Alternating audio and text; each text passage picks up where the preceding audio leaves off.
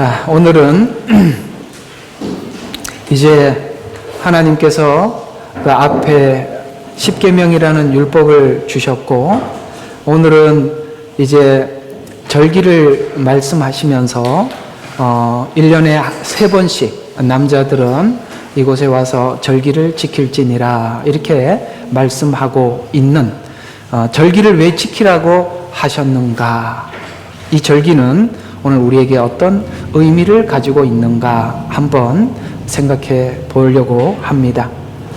자, 구약 성경은 우리가 지금 다들 그런 이야기는 하죠. 어떤 이야기를 하느냐면, 구약에 있는 이 절기나 이런 모든 것들은 신약에 와서 다 폐지가 되었기 때문에 우리가 구약에 있던 절기대로 지킬 필요는 없다. 그건 맞습니다. 절기도 그렇고, 또 이스라엘 백성들이 번제를 드리거나 성막에서 하나님 앞에 제사를 드리는 행위들은 지금은 그런 부분들은 다 폐지가 되어 있습니다.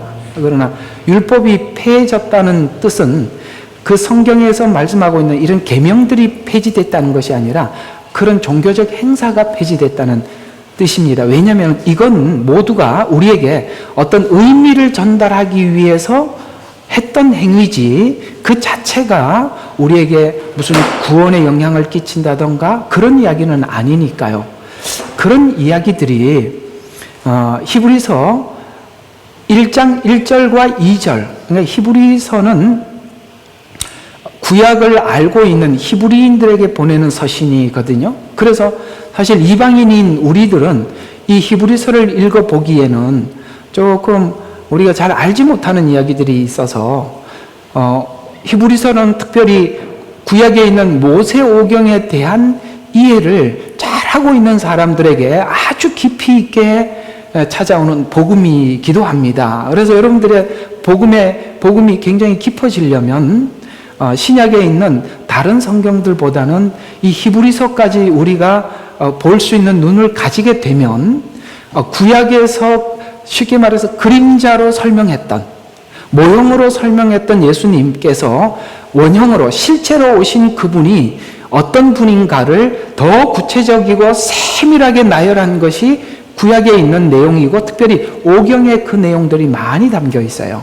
그래서 모세오경을 이해하고 있는 자라면 이 히브리서는 예수 그리스도의 실체와 그 모형과의 관계 속에서 그분이 어떤 분인지, 십자가가 무엇을 의미하는 것이고 왜 성육신 해야만 했고, 성육신 하셔야만이 제물이 될 수가 있고, 성육신 하셔야만이 대제사장이 될 수 있고, 다 이런 이야기들을 히브리서가 그걸 풀어주고 있는 거거든요.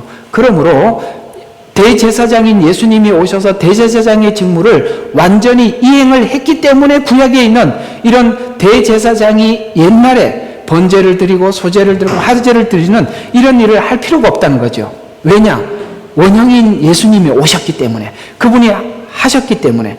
이해가 가십니까? 그런 뜻에서 그런 형식적인 종교적인 절차는 폐지가 되었으나, 그러나 율법, 오늘 여기서 말하는 계명, 이런 계명들은 사실은 우리가 외부에서 그 계명을 우리가 억지로 지키라는 어떤 외적 강제력에 의해서 우리가 계명을 접근하고 계명을 지키는 것이 아니라, 우리가 그리스도의 십자가와 은혜가 우리 마음속에서 자발적으로 이제는 계명을 지키는 자가 되어서 달라졌다는 것이죠. 그래서 어떤 부분이 폐지가 되고 어떤 부분이 더 우리에게 완전해졌는지 구분이 가시죠? 예, 그런 뜻에서 보셔야 한 것입니다. 그런 차원에서 봤을 때 절기는 하나의 계명과 같이 더 강화된 것이 아니라 그 뜻을 전달하는 것으로 충분했다, 이 말입니다.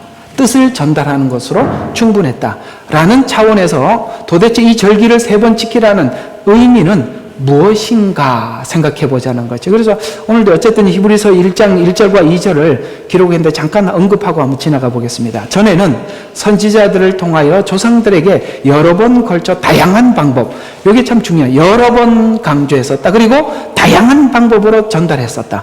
여러 번이라는 얘기는 예를 들어서 십자가가 무엇인가를 우리에게 전달해 주는 방식을 예를 들어서 아브라함이 이삭을 드리는 사건을 통해서 십자가를 언급하고 에덴 동산에서 가죽옷을 지어 입히니라는 말도 십자가를 언급했고 나아가서 또 이스라엘 백성들에게 성막을 지으라고 하셨고 그 성막에서 제사를 지내는 절차를 통해서 십자가를 설명을 했고 그래서 너무나도 다양한 방법으로 계속 설명을 했었다. 왜냐하면 우리는 하나님께서 우리를 죄를 용서하는 이 방법에 대해서 전혀 무지하고 뿐만 아니라 죄인이라고 의식하지도 못하는 우리들이 그걸 이해시키기 위해서는 한 번으로 설명이 부족하니까 다양한 방법으로 여러 번 하나님께서 우리에게 설명을 했었다는 것이죠. 그렇다면 구약에 있는 이런 수많은 이야기들은 대부분이 예수님의 십자가 일을 설명하는데 초점이 맞춰져 있고 부활을 설명하고 승천을 설명하고 제사장의 역할을 설명하고 이런데 그걸 다 할애했었다는 것이죠.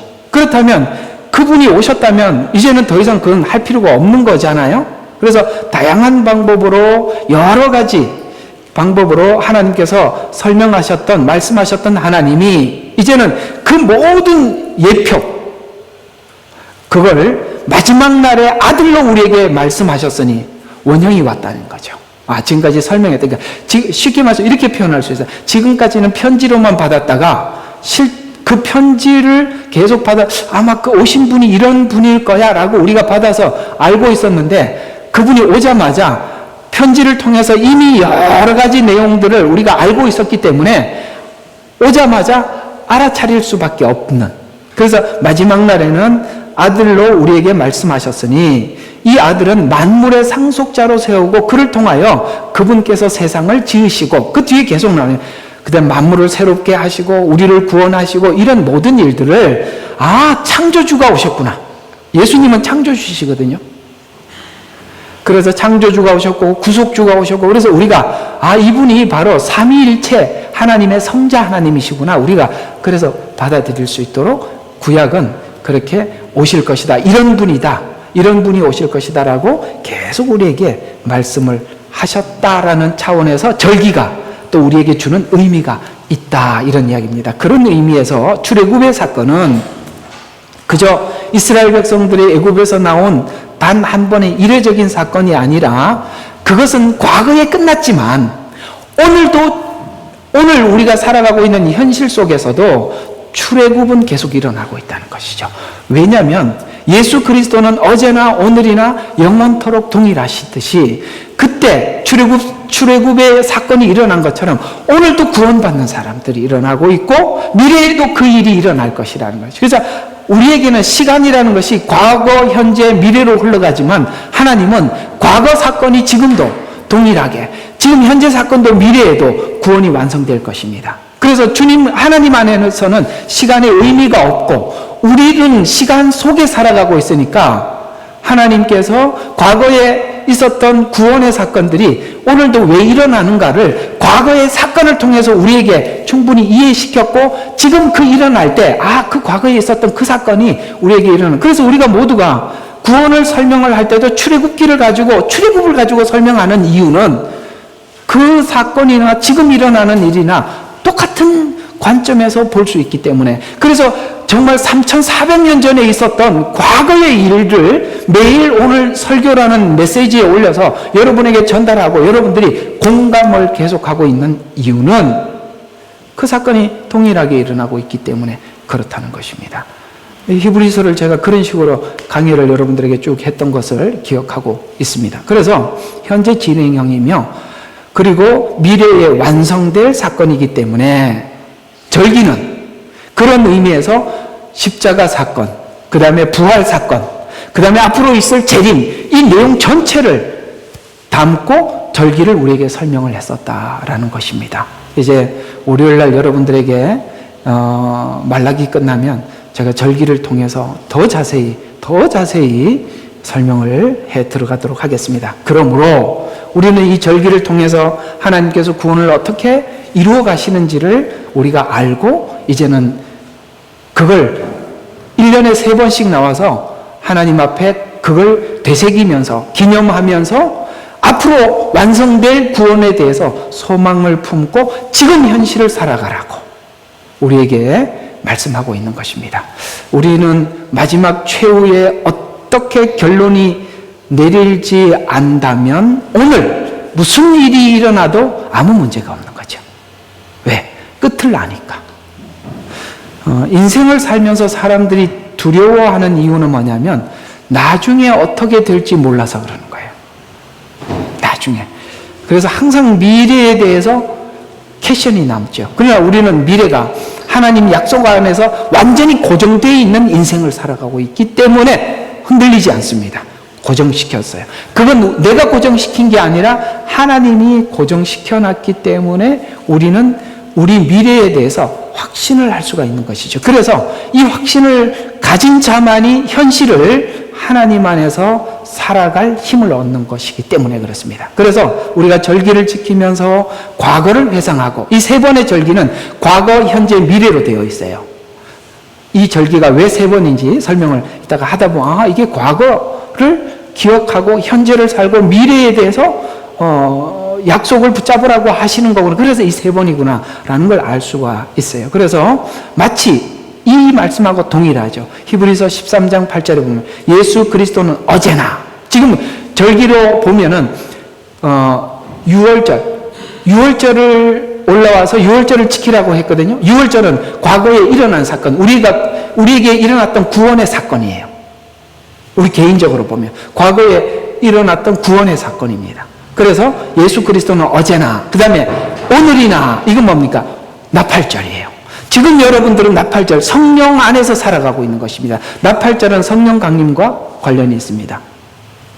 또 영원토록 동일하다는 것은 앞으로 미래에 얻을 구원은 영원입니다. 영원한 나라로 들어가는 것이죠. 그래서 요거는 초막절을 이야기하는 겁니다. 그래서 앞에는 무슨 절? 6월절, 그 다음에 나팔절, 그 다음에 장막절, 이 세 번 나와서 하나님 앞에 그걸 지키라는, 그래서 과거를 생각하고 미래를 생각하고 현실을 믿음으로 살아가라는 뜻에서 세 번 올라오라는 것입니다. 그래서 그러기 위해서는 절기를 지키면서 우리는 자기 자신을 돌아보라고 말씀하셨는데, 레위기 23장 2절에 보면 너희가 거룩한 모임으로 선포할 주의 명절에, 이건 절기입니다, 관해서라. 이것이 나의 명절들이라. 이건 전부 다 무슨 명절이라고요? 주의 명절이고 나의 명절이래요. 아멘. 예. 그래서 우리가 사실 저희는 사실 성탄절 거부합니다. 저희 교회는 성탄절은 안 지킵니다.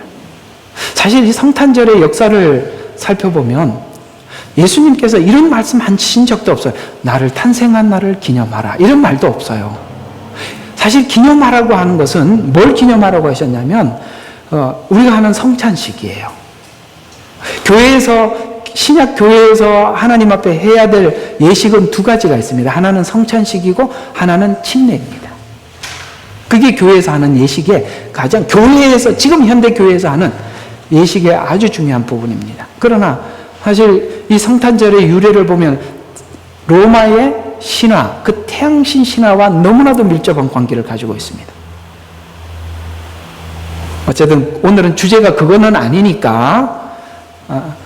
자, 그래서 나의 명절이다. 그래서 여러분들이 주일날 이렇게 나와서 하나님 앞에 예배를 드리지 않습니까? 이날은 주의 날일세, 주의 날일세. 우리가 이렇게 찬양을 하듯이 그렇습니다. 이날도 주님의 날입니다.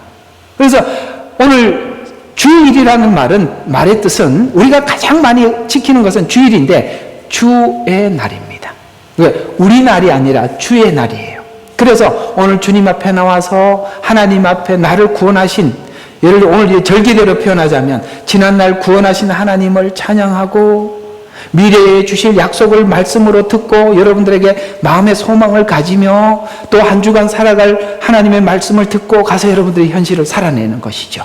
그래서 교회 안에 와서는 바로 우리의 구원이 어떻게 되었으며 미래의 약속은 이런 겁니다, 그러므로 우리가 이렇게 살아갑시다 라는 이 말을 듣고 여러분은 하나님의 약속 안에서 힘을 얻고 이제 한 주간 살아가기 위해서 오늘 하나님 앞에 온 것이죠. 마치 이 세절기가 의미하듯이 매주 주일날 이 축제 축제가, 이 복음의 축제가 교회 안에서 전파되며 여러분들은 거기에 은혜를 받고 입고 가는 것이죠.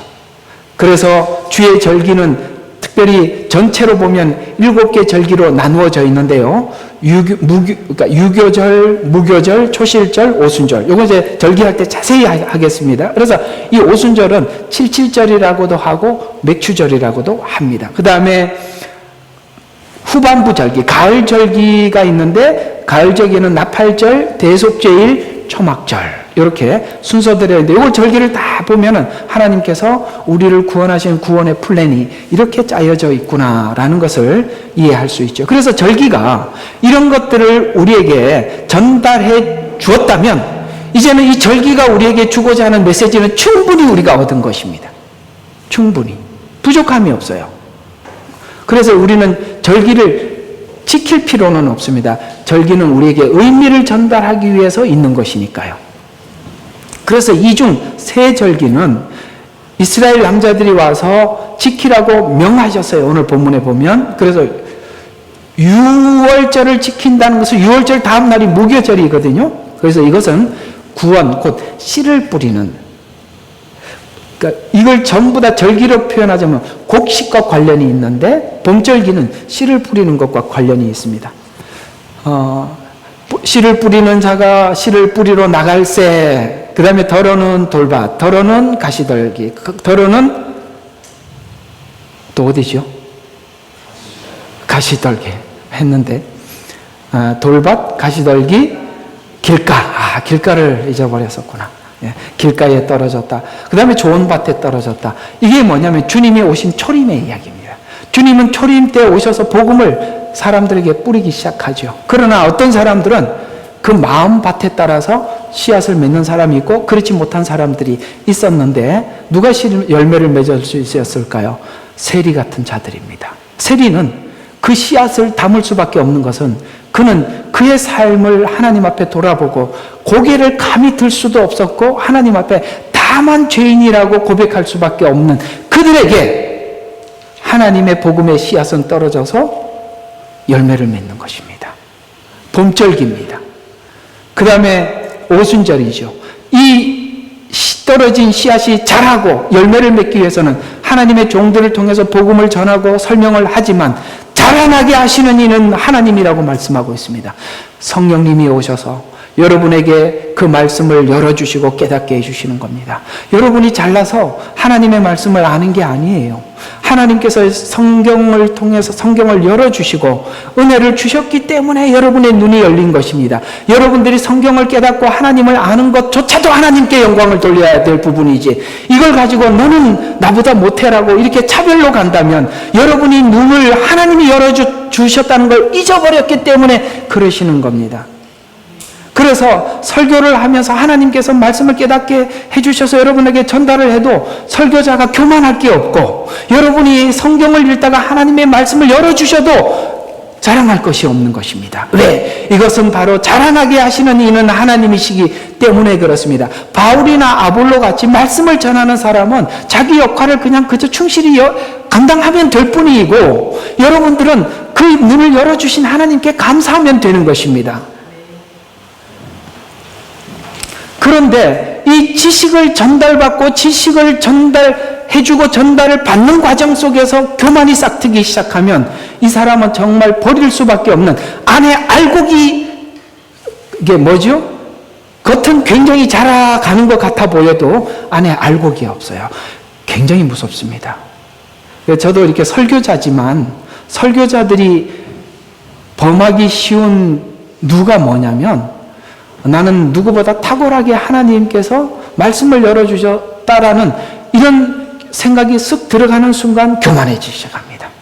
그래서 많은 사람들이 은혜를 받은 만큼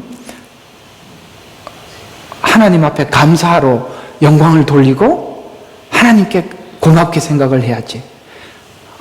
내가 아니면 안 돼. 이런 생각을 하는 순간 사람은 이상해져 가는 것을 볼 수 있습니다. 참 경계해야 되는 것이죠. 여러분들도 동일합니다. 나는 누구보다 많이 자랐어 라고 생각을 할 때 조심해야 되는 것입니다. 다 오순절 성령님이 오셔서 죄와 의와 심판에 대해서 우리에게 눈을 열어주시고 가르쳐 주셨기 때문입니다. 그래서 뿌린 씨앗이 자라는 것, 성령님의 역할이죠. 오순절입니다. 초막절입니다. 이제 우리가 자라는 것이 끝이 아니라 곡식이 자라면 언젠간 추수할 것입니다. 그것이 장막절입니다. 이제 우리 주님은 우리에게 말씀하셨어요. 내가 너희를 위하여 처소를 예비하러 가노니 처소가 준비되면 나 있는 곳에 너희도 있게 하리라. 이 약속을 우리는 믿고 있지요. 우리가 바로 절기로 표현하면은 초막절입니다. 바로 천년왕국, 새하늘과 새 땅을 의미합니다. 그래서 이 새 절기에 하나님 앞에 나와서 절기를 지키라라고 말씀하셨는데, 그럼 이 주의 절기란, 아까 주의 절기라고 하셨고 나의 절기라고 말씀하신 이 주의 절기란 원어로 보면 모아딤이라는 뜻인데요. 모아딤이란 신성한 약속, 그 다음에 지정한 시간, 상호 약속이라는 뜻이에요. 이게 무슨 뜻이냐면 이때 만나자는 거예요. 이날. 이해가 가십니까? 이날, 이 장소에서 만나자는 거예요. 이것이 바로 절기예요. 여러분, 교회에 하나님 앞에 예배를 한다는 것은 이렇게 생각을 하셔야 돼요. 여러분 있잖아요. 우리가 교회에서 주일날 만나자, 11시에 예배를 드린다는 것은 제가 여러분들에게 공포한 이야기지만 여러분과 하나님 사이의 약속인 거예요. 따라서 이 예배 시간은 하나님과의 약속이기 때문에 참 처음에 옛날에 보면 이런 적이 있었어요. 교회 예배 시간이 예를 들어서 옛날에 있었던 이야기, 아주 오랜 이야기예요. 우리가 몇 시에 만나자, 7시에 만나자 그러면 꼭 7시 30분에 오는 친구들도 있고 8시 돼서 오는 친구들도 있고, 제가 여기 창립해서 목회를 할 때도 그런 분들이 가끔씩 계시더라고요. 이건요, 하나님과의 약속이에요. 그렇게 여러분들이 마음대로 조절하는 게 아니에요. 예배 시간은 하나님과의 약속입니다. 그러므로 그 시간엔 하나님 앞에 오듯이 와야 하고, 또 하나는 하나님 앞에 예의를 다 갖추어서 오는 것입니다. 그래서 이건 우리가 정하지만, 11시라는 시간을 우리가 정하지만 이건 하나님과의 우리의 약속. 그래서 약속한 신성한 약속, 그 다음에 지정된 시간, 상호 약속이라는 뜻으로, 자, 이걸 이제 복음적으로 이해를 하면 이런 이야기입니다. 예수님은 하나님이세요. 하나님은 영원 속에 사시는 분이십니다. 그런데 영원 속에 사시는 그 하나님이신 예수님이 인간의 육체를 입었다는 그 자체는 뭡니까? 시간 속으로 들어온 거죠. 그리고 시간 속에 들어오셔서 그 시간을 우리와 함께 정해놓고 거기서 만나자는 거예요. 아멘. 이것입니다. 그래서 시간을 정해놓고 정한 장소에서 만남을 요구하셨어요. 시간 안에 살아가는 인류를 위해 하나님은 우리를 구원하시기 위해서 시간 속에 성육신에서 들어오셔서 노화돼 죽을 수밖에 없는 인간을 구원하셔서 이제 영원 속에 계시는 분이 시간 속에 들어와셔서 우리를 구원해서 영원이라는 시간 밖으로 데리고 가셨다, 이 말입니다. 이해가 가십니까? 만약에 영원 속에 계시는 하나님이 영원이라는 시간 밖에서 시간 안에 살아가고 있는 우리를 내가 너희를 구원할게 그러면 하나님은 사실 우리가 믿기에 상당히 불안하죠. 왜냐하면 하나님께서는 이것은 우리를 공의롭게 구원한 건 아니지 않습니까? 죄 있는 우리를 구원하시기 위해서는 죄 없이 하는 분명한 확인을 우리에게 주셔야 하는 것입니다. 그러나 우리 스스로가 죽는 죽음은 죄인이 죽는 죽음이기 때문에 우리의 죄를 해결할 방법이 없어요. 그러나 죄 없는 분이 오셔서 죄를 대신해서 대속해서 죽어 주셨기 때문에 우리 죄가 대속했다는 것을 우리가 믿을 수 있듯이, 그래서 하나님은 영원 밖에서 우리를 구원한 게 아니라 시간 속으로 들어오신 거예요. 이 성육신 사건은 너무나도 큰 사건이기 때문에 우리 인간이 사실은 창조 사건보다 더 큰 사건입니다. 성육신은. 우리는 창조를, 왜? 눈에 보이니까 창조를 찬양하는데, 창조는요 그저 하나님이 말씀으로 하신 거예요. 그러나 구원하신 것은 성육신 하시고, 그리고 목적을 가지고 오셨는데 죽음을 목적으로 오셨다는 겁니다. 십자가의 죽음을 목적으로. 이것이 사실은 성육신부터 시작해서 십자가 죽음까지 예수님을 묵상하면 묵상할수록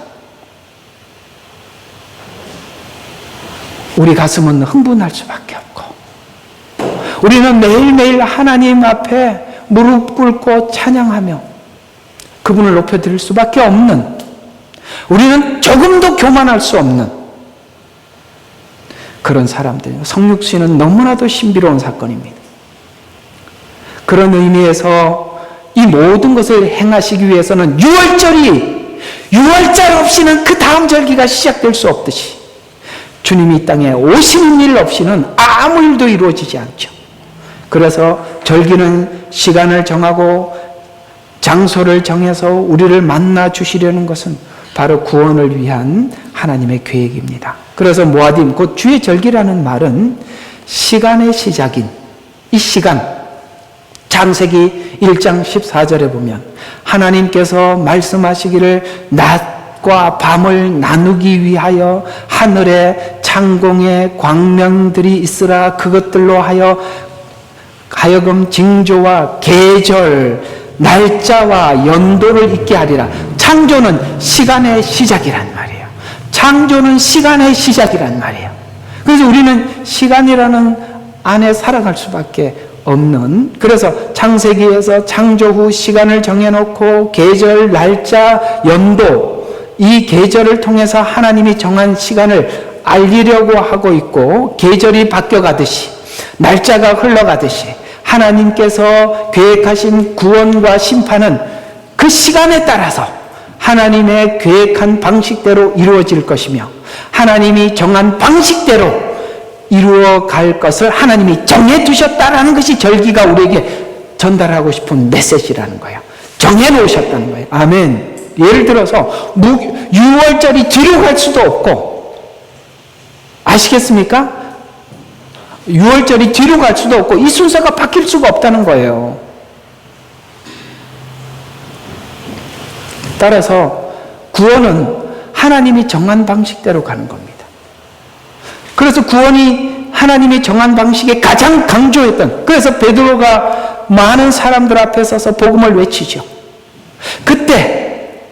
그때 사람들이 질문을 합니다. 우리가 어찌하여야 구원을 얻으리까? 라고 질문을 했을 때 베드로가 그들에게 담대하여 외쳐 가로되 주 예수를 믿으라. 예수 그리스도 이외에는 구원을 우리에게 줄 자가 아무도 없다. 이것은 하나님이 정해놓은 절기와 같이 고정된 예수 그리스도 밖에는 절대 구원이 없다는 것입니다. 사단이 오늘날 하는 역할이 뭡니까? 바로 예수 그리스도 밖에도 구원이 있다고 이야기를 하는 것입니다.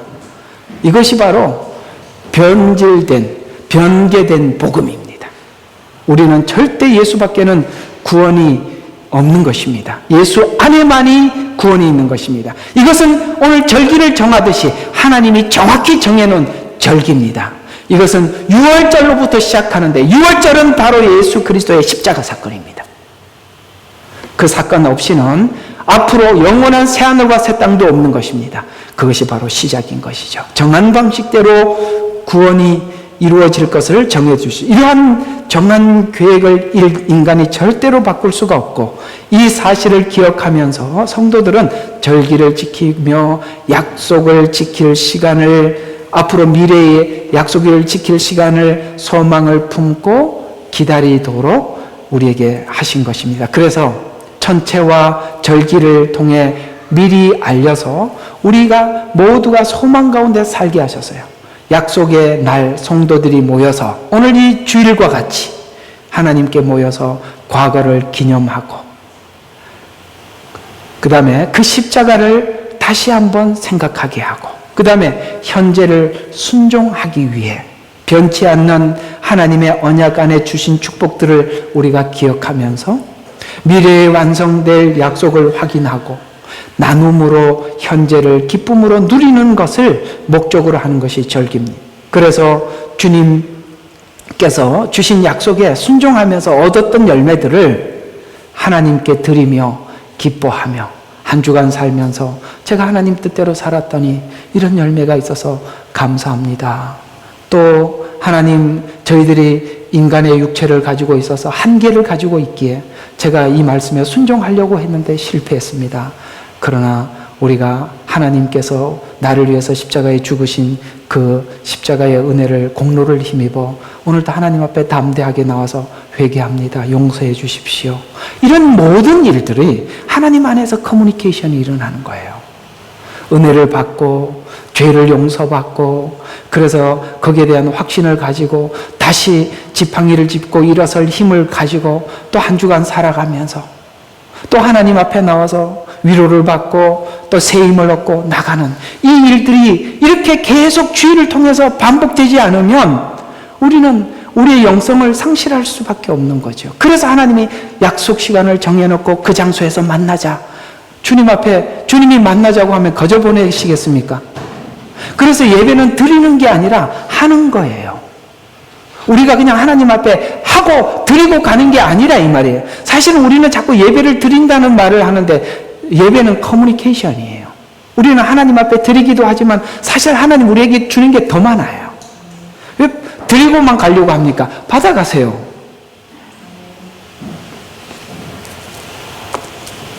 또 미래에 일어날 일들을 예행 연습하기 위해서 모이는 절기입니다. 예를 들어서 장차 오실 메시아를 기뻐하며 예행 연습을 하기 위해서 모이는 것이 바로 절기입니다. 근데 이 절기는 세상에도 무슨 절기가 있어요.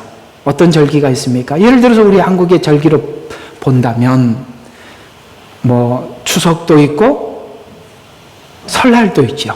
이런 절기들이 있습니다. 그러나 여호와의 절기, 하나님이 정한 절기는 세상 절기와 무엇이 다르고 어떻게 특별한가? 자, 첫 번째로는 하나님께서 친히 제정했다는 것에서 다릅니다. 세상 절기는 사람들이 이렇게 돌아가는 상황을 보니까 이때쯤 추수를 하더라. 그러니까 우리가 이 추수한 걸 가지고 함께 나누자. 그래서 추석이 생긴 거예요. 그리고 설날은 왜 생겼습니까? 우리가 한 살 더 먹는다. 그래서 생긴 거지 않습니까?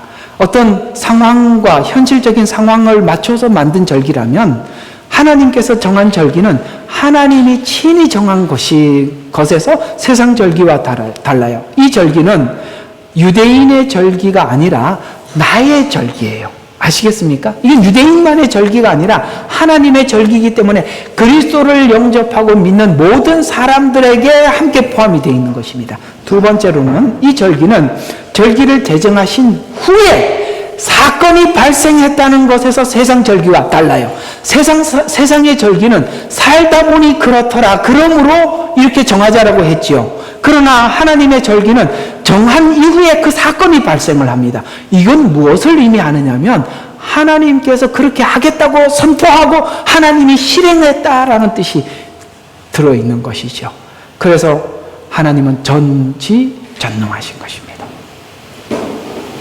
그래서 이 사건은 예언적이고 기념적인 성격을 가지는데 유월절을 먼저 제정하신 후에 뭡니까? 유월절이 생겨서 장자를 심판하셨기 때문입니다. 아시죠? 그 유월절, 그래서 유월절을 만들고 피를 발라서 문설주에 바르라고 하고 죽음의 천사가 넘어가고 그 다음에 유월절이 일어났습니다. 그건 뭡니까? 구원이 모든 것이거든요. 우리가 구원을 받은 과정도 동일한 거예요.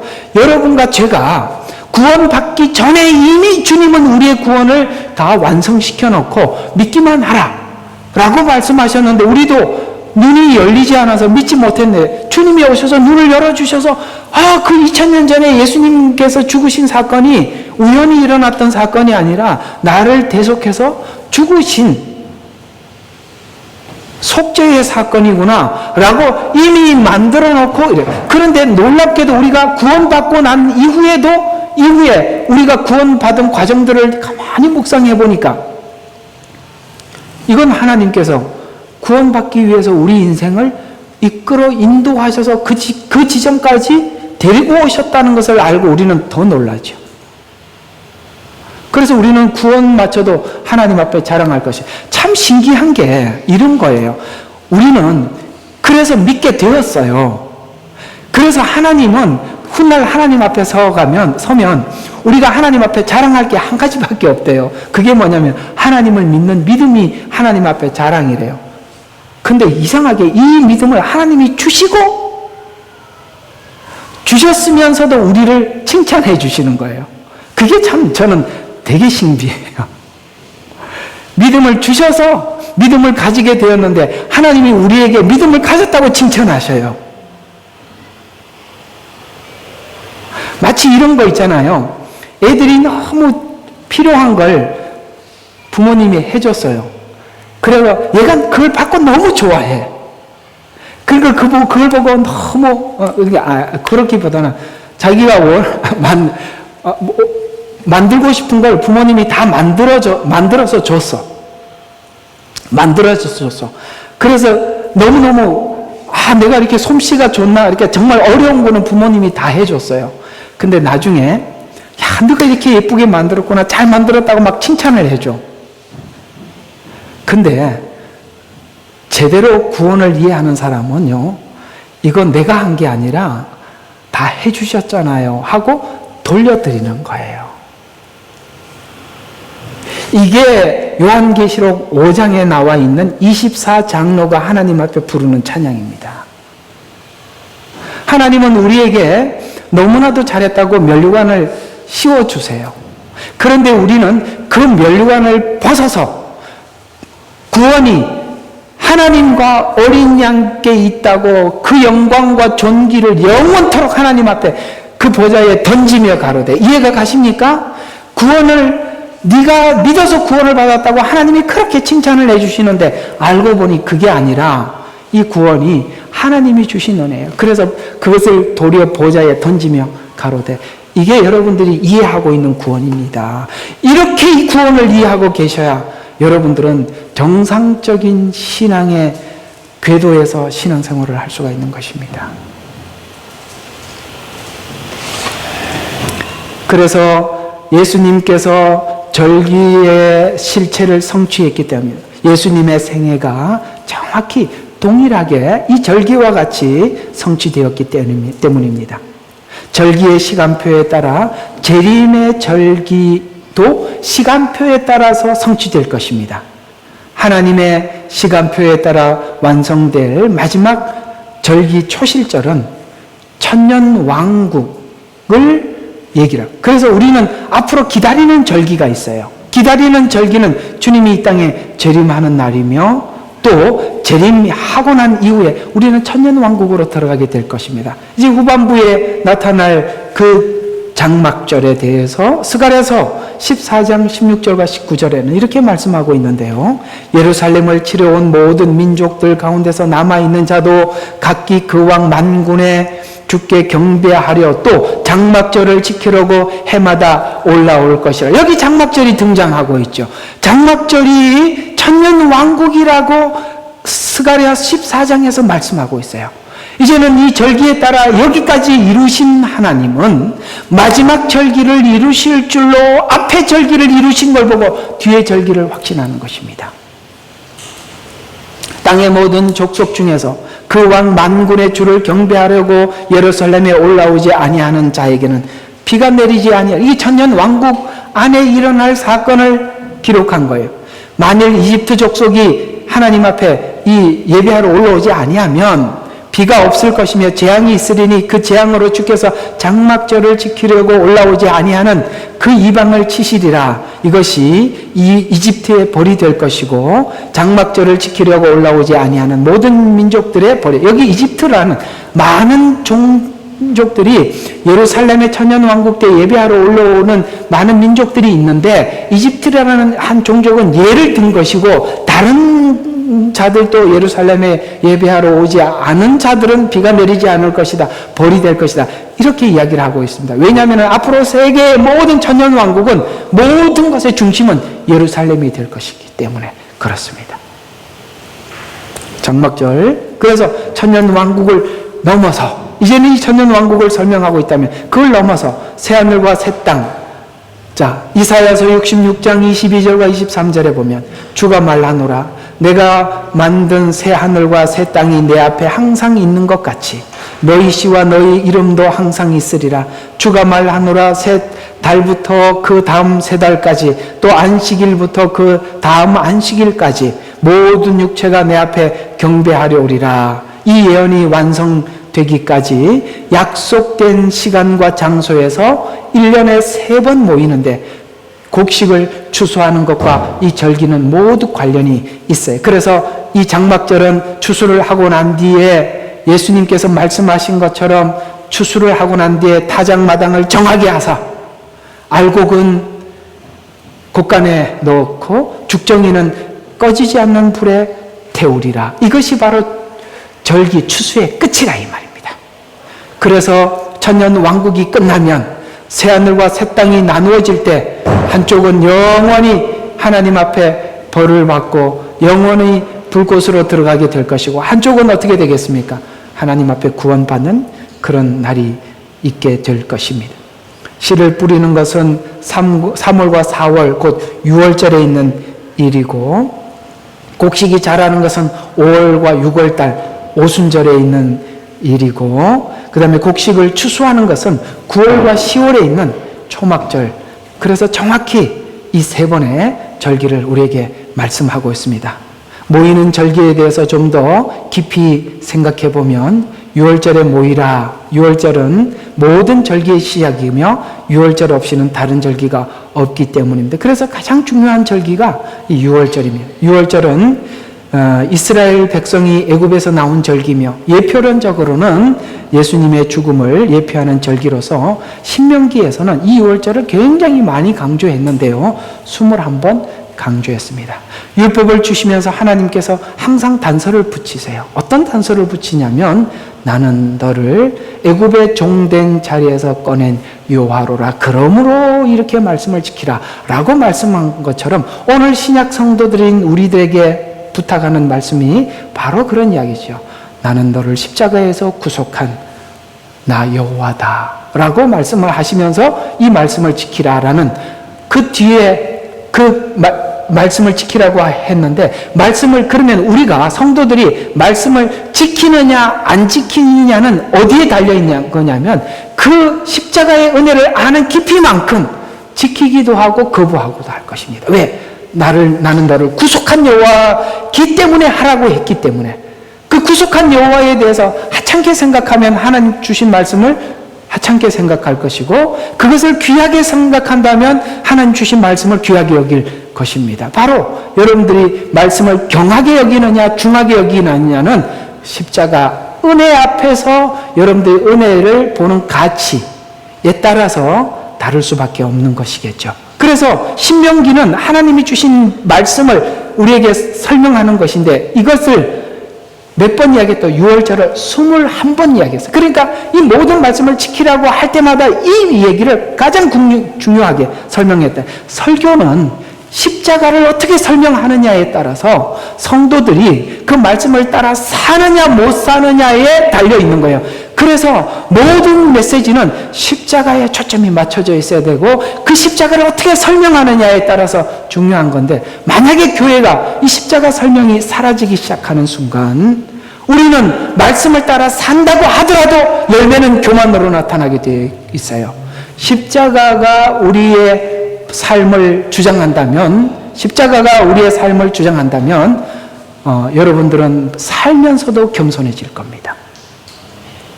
이 절기는 출애굽 전에 아브라함이 이삭을 모리아 산에서 번제로 드린 사건이 점진적으로 더 확대돼서 설명한 것 이해가 가십니까? 그래서 이 모든 내용들은 십자가 예표들이죠. 그래서 점진적으로 십자가를 증명한 것으로 발전해 나갔어요. 그래서 6월절을 잘 설명하고 있는 내용으로 다윗이 인구조사를 한 후 죄를 범했지만 그가 제사를 드린 후 하나님의 심판이 그쳤다는 내용으로 이렇게 이게 바로 번제를 드린다는 것은 언젠가는 예수님이 십자가 위에서 우리의 모든 죄를 용서하시는 것이구나라는 것을 다윗이 인구조사 이후에 번제를 드린 것으로 다윗이 십자가를 이해하게 되었다는 거예요. 자, 이게 어디에 나오냐면 역대상 21장 18절과 27절에 보면 간략하게 이런 내용입니다. 다윗은 올라가서 여부스인 오르난 타작마당, 이것이 지금의 모리아산이에요.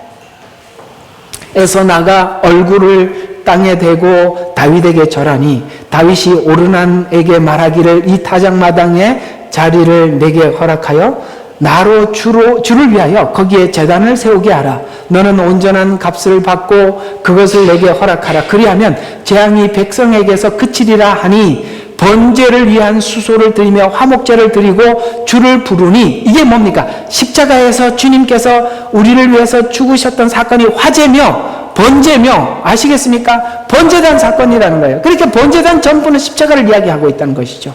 그래서 주께서 하늘에서 번제단 위에 불을 내리셔서 그에게 응답하셨더라. 그리고 주께서 천사들에게 명하는 칼을 칼집에 꽂았다는 것은 하나님의 심판이 그쳤더라는 뜻이에요. 그래서 우리가 하나님의 심판을 멈출 수 있게 된 것은 바로 예수님께서 십자가에서 나를 위해서 대신해서 죽으셨기 때문에 이제는 우리는 하나님 앞에 심판받는 자로 하나님 앞에 서는 게 아니라 하나님의 아들로, 하나님의 딸로, 하나님의 자녀로 설 수 있게 된 것이라, 이런 뜻입니다. 이 이야기를 금방 읽었던 역대상 21장에 이렇게 설명함으로써 다윗은 이게 바로 번제가 훗날 있을 메시아, 곧 구속의 사건이구나라는 것을 이해하게 되죠. 오순절은 6월절 이후에, 아까 그 십자가 사건 이후에 7주가, 그러니까 77에 49, 그 다음 날이 오순절이거든요. 그래서 7주가 지난 다음 날 드리는 절기로 십자가에 죽으신 예수님 때문에, 예수님께서 십자가에 죽으시고 그 다음에 하나님 우편 보좌에 앉으셨기 때문에 성령님이 오신 거예요. 맞죠?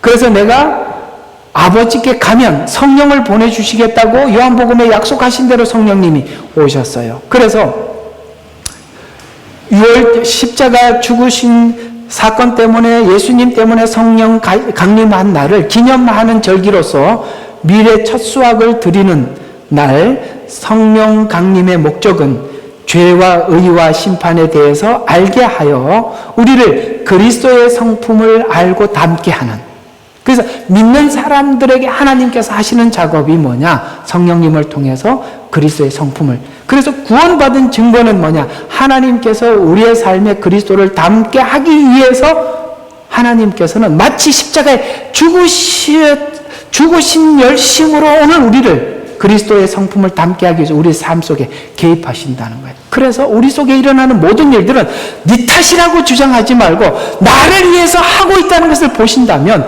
여러분들의 모든 문제는 거기서부터 열리기 시작하고 해결되기 시작하고, 여러분 남 탓하기 시작하면 우리는 그리스도를 성품을 담는 일을 절대 할 수 없습니다. 내가 절대라는 단서를 붙일 수 있습니다. 이 모든 사건들은 나를 위해서 하나님이 주신 사건으로 보시기 시작할 때 이 상황이 무슨 상황인지 이해하기 시작합니다. 절대 남 이야기하지 마세요. 여러분들이 남의 이야기를 그치고 내 이야기로 보기 시작할 때부터 여러분들의 모든 상황들은 제대로 보는 눈을 가지기 시작하는 것입니다. 이 연사 간곡히 부탁합니다. 이렇게 한 번 더 강조하겠습니다. 자, 그리스도로 거듭나 성화된, 이제 이렇게 곡식이 자라고 알곡을 맺히게 하는, 그래서 우리에게는 고난이라는 시간이, 여름은 고난일 수밖에, 여러분 뜨겁잖아요. 그 고난의 시간을 보내 언젠가는 추수할 날이 올 것이, 그것이 바로 초막절, 수장절이라. 초막절이 끝나면 8일이 지나면 수장절을 지킵니다. 그 8일은 새하늘과 새 땅, 영원한 천국에 들어가는 그날입니다.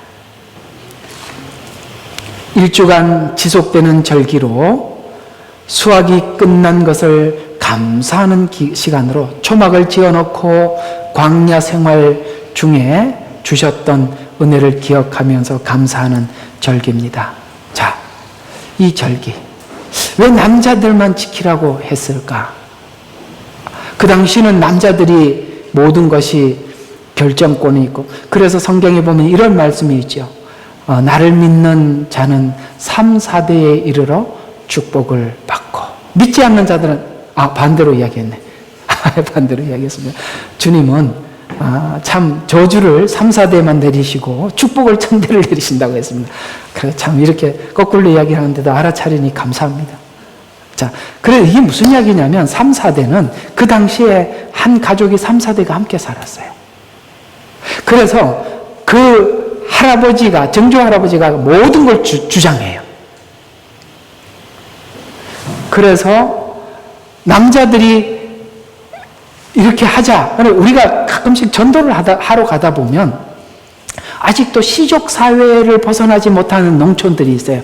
그곳에 가면 족장이 있고, 중국도 가보니까 족장이 있더라고요. 그 소수민족의 마을에 가니까. 그런데 그 족장이 회개하고 주님을 영접하잖아요. 그래서 딱 불러다 놓고 우리는 앞으로 다 예수 믿는다 그러면은 그 바뀌어요. 그런 것처럼 남자들이 와서 예배하라는 것은 모든 것을 주관하고 결정하는 자들이 그때 남자들이었기 때문에 그렇게 이야기를 하는 것입니다. 그래서 지금 가나안 땅에 들어가서 이방 풍습을 따르지 말고 너희들이 하나님의 백성으로 살아가야 하기 때문이다라고 말씀을 하고 있습니다. 자, 그럼 오늘 이야기들을 정리해서 결론적으로 말씀을 드리면, 애굽 해방으로 기념하는 유교절과 무교절, 애굽에서 나와서 가나안 땅에 들어와서 농사에 얻은 밀을 드리는 감사의 절기. 그래서 곡식을 잊게 하는 오순절, 그 다음에 추수한 곡식을 저장하는 초막절. 초막절은 특징이 있어요. 그래서 보세요. 6월절은 애굽에서 했던 사건이죠. 가만히 생각해 봐요. 6월절은 애굽에 있었던 사건이죠. 그러면 광야 40년은 실질적으로 오순절이잖아요. 광야에서 있는 사건이죠. 그런데 유일하게요, 장막절만큼은 가나안 땅에 들어가야만이 지킬 수 있는 절기예요. 왜? 거기서 농사를 지어야, 광야에서는 농사를 지을 수 없었어요. 그래서 들어가야만이 하는 거예요. 그래서요, 구원받은 자들이 거기 들어가서 하나님 앞에 영광을 돌리는 겁니다. 우리는 분명히 애굽을 출발을 했고, 지금 광야 생활 중에 있고, 목적지는 애굽으로 돌아갈 수 없는 처지에 와 있는 것입니다. 우리는 그곳을 그리워하더라도 갈 수는 없습니다. 그리고 우리는 목적지는 정해져 있습니다. 바로 가나안 땅입니다. 거기 가서 열매를 맺어서 하나님께 드릴 것입니다. 그러나 잘 들으십시오. 이 부분에 대해서 한 가지 더 언급해 드리면, 우리는 미래에 얻을 구원을 지금 현대도 얻기를 주의 이름으로 축원합니다. 무슨 뜻이냐면, 우리는 천국의 생활을 훗날에 할 거예요. 그러나 지금도 천국 생활을 하기를 바랍니다. 하나님은 미래 구원, 미래에 약속한 구원이지만 그 구원이 오늘도 우리가 누릴 수 있습니다. 그래서 우리는 지금 천국 생활을 지금도 누릴 수가 있는 거예요. 그래서 여러분의 삶이 광야지만 마치 천국에서 하나님이 주신 축복이 여러분의 매일매일 삶 속에 그 미래에 있을 시간을 지금 누리십시오. 와, 하나님이 내 인생에 함께해서 너무나도 감격하고 감사하고 그 미래에 주실 구원을 생각하면서 환희에 넘친 그런 생활들이 여러분에게 항상 있어서 얼굴이 펴지시기를 바랍니다. 주일날 와서 이렇게 우거지상으로 예배드렸다. 우거지상으로 가지 말고, 그것이 여러분들 삶 속에 우리 주님과 함께 살아서 행복한 그런 얼굴들을 우리 함께 보면서 살았으면 좋겠습니다. 지금 여러분이 그렇다는 이야기는 아닙니다. 많이 좋아지셨습니다. 자, 그래서 이 모든 것이 은혜임을 기억하라. 그래서 구약에 있는 모든 절기는 십자가 사건이지요. 그래서 지금은 성찬식 속에 바로 유월절을 담아서 우리는 그분의 흘리신 피, 그분이 흘리신 그 피와 그분이 우리를 위해서 당하신 고난을 생각하면서 성찬식에 담아서 하는 것입니다. 이렇게 하나님과 약속한 시간에 약속한 정소에 나와 대면하여 만났을 때 모세에게 광채가 났듯이 우리가 하나님 말씀을 듣고 오늘 예배를 듣고 하나님 은혜를 받고 돌아갔을 때 여러분에게 광채가 나듯이 정말 하나님의 말씀을 가슴속에 담고 약속을 붙잡고 기쁨으로 나가서 살아가기를 부탁을 드립니다. 광채가 나 그 광채로 세상에 빛이 되어 살라고 말씀하시듯이 여러분들이 매주 이 안식일 주일을 지키면서 여러분에게 소망 가운데 기쁨으로 즐겁게 나가기를 바랍니다. 여러분이 즐겁게 나가기 위해서는 저도 메시지를 잘 전해야 되겠지만 여러분들도 열린 마음으로 하나님의 말씀을 아멘으로 받아들이게 된다면 이 시간이 우리에게 큰 기쁨이요 은혜의 시간이 되리라 믿습니다. 기도하겠습니다. 아버지 하나님 감사합니다. 오늘은 이 절기들을 율법을 주시고 절기를 정해놓고 그 시간에 와서 이 율법을 주신 목적이 무엇이고 은혜가 무엇인지 되새기고 상기하고 기념하고 그래서 잊지 말라고 부탁하십니다. 그렇습니다. 우리는 세상 가운데 살면서 잠시라도 세상에 우리의 마음을 주고 나면 이 은혜를 잠시 잊어버리는 우리들이라 하나님께서는 시간과 장소를 정해놓고 그곳에서 나와 만나자고 하셨고 이제 주님 앞에 나온 모든 자들에게 그 십자가의 은혜를 공급해 주십니다. 오늘도 말씀을 듣고 돌아가는 저들에게 기쁨으로 돌아가게 하시고 새 힘을 얻어 한 주간 주님과 함께 더불어 살아가는 시간들이 되게 축복하옵소서. 예수님 이름으로 기도드렸습니다. 아멘.